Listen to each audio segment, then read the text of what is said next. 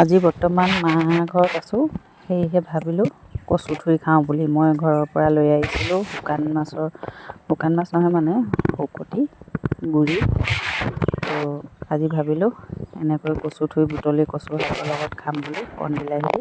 এইজনী ভণ্টিৰ ছোৱালী, এইজনী মোৰ সৰু ভণ্টি। আমি পুখুৰী পাৰতে আমাৰ ঘৰত মানে বেলেগ জেগাত নগ'লেও হৈ যায়, পুখুৰীটো পাৰে পাৰে ঘূৰিলে ধুনীয়া এসাঁজৰ ওলাই যায়। এইজনী মোৰ ছোৱালী, ইজনী মোৰ ভণ্টি হয়। গোটেইখিনিয়ে লগ লাগি এনেকৈ আজি কচু শাক বিচাৰি আছোঁ।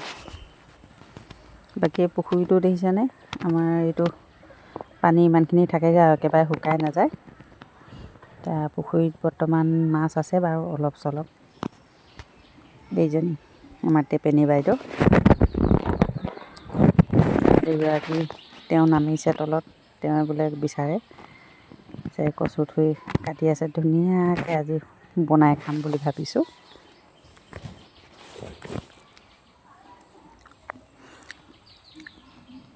কচু প্ৰথম ওলাওঁতে খাবলৈ ভাল আৰু সোমাওঁতে খাবলৈ ভাল, তেতিয়া মানে সোৱাদ লাগে খাবলৈ। বাকী এনেকুৱা বাৰিষা দিনত খাবলৈ বেয়া হয়, কিন্তু আমাৰহঁতৰ মুখত কোৱা শুনো কচু থুৰি বোলে কচু বোলে ওলাওঁতে খাব লাগে, সোমাওঁতে খাব লাগে। সেয়েহে আৰু যেতিয়া শেষ হ'ব হয় তেতিয়া খাই ভাল লাগে, আৰু যেতিয়া প্ৰথম ওলাই ধুনীয়া ধুনীয়া কচু থুৰিবিলাক তেতিয়া খাই ভাল লাগে। আপোনালোকে খায়নে? কমেণ্ট কৰি জনাবলৈ নাপাহৰিবচোন দেই। এইটোৱে হৈছে আমাৰ মাহঁতৰ ঘৰৰ পুখুৰী, আৰু এইজনী চুলিৰ পৰা ল'ৰা নিচিনাকৈ কাটি থৈ দিয়া আছে।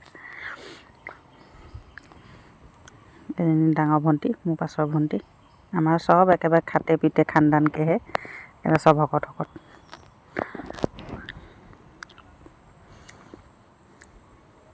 বাকী ব্ৰাছ কৰি দেখিছেনে, ব্ৰাছডাল খোপাতে গুজি থৈ দিলোঁ একদম গগনাডালৰ নিচিনাকৈ। বাকী এইফালে আমাৰ ঘৰৰ বাগানখন, চাহপাতৰ বাগান। এইডোখৰ ইয়াৰ বাগান সম্পত্তি। বাকী পূৰা তামোল দি আছোঁ আৰু মই পূৰা তামোল খাই আছোঁ।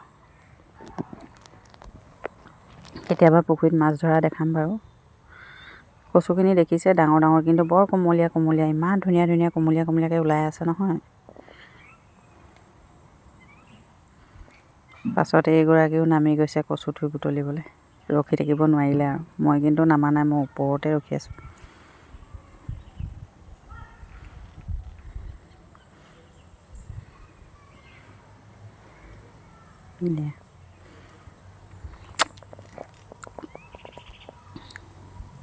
বাকী মোৰ ভিডিঅ'টো ইমানেই আজিলৈ, আকৌ লগ পোৱা